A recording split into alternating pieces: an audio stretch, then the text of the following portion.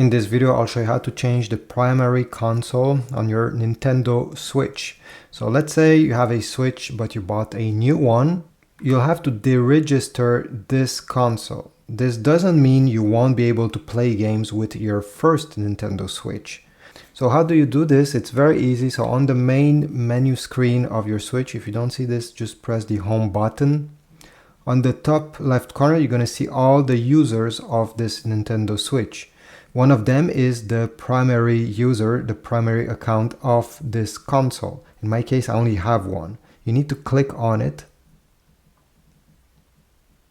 Then on the left side, go down, select user settings.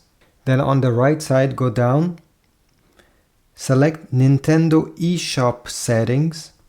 And on the right side menu, go down until you see pass enabled console.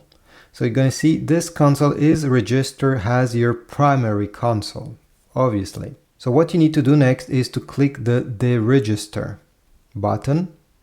You'll need to sign in again into your Nintendo account. So you can use your smartphone to scan this QR code and log in using your smartphone to your Nintendo account. Or you can select other sign-in methods if you prefer doing this directly on your console. So here you'll have to enter the password. Once you enter the password, press OK. There'll be a button that you need to click that is Deregister. And once your primary console, this one is deregistered, it will say that the next console that connects using your account and goes to the Nintendo eShop will be considered your primary console, your primary account.